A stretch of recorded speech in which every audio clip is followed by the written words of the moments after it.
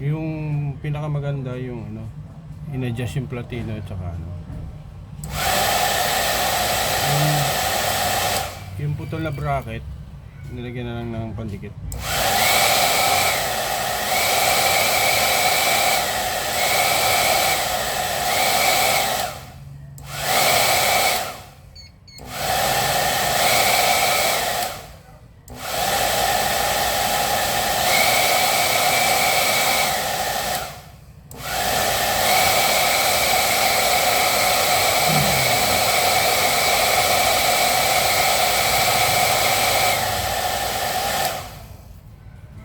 Okay, mas maganda to.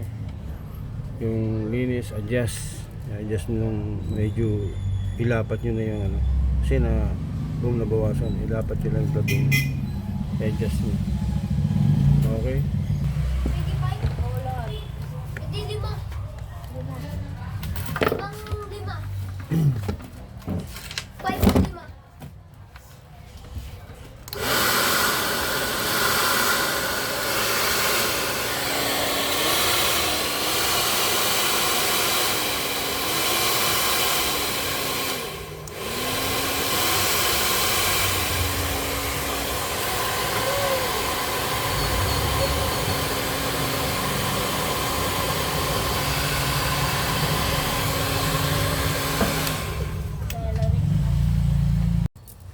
Nawawala yung high dito. Ang problema nito yung contact nya, ingatan nyo lang.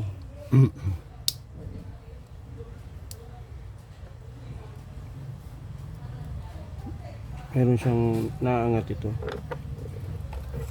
pag open nya.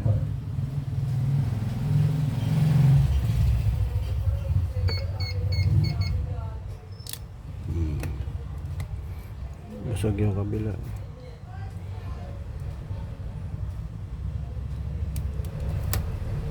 Huwag kang tatakbo.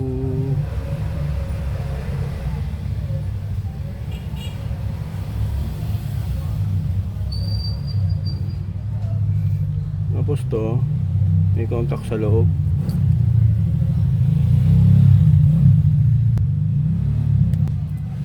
Ayun yung loob. Kuha lang kayo ng ganito, tapos kisigisin nyo. Kisigisin nyo ng ganun. Ganda, matibay naman yung mga switch na ganito. Ganyan lang ginawa ko.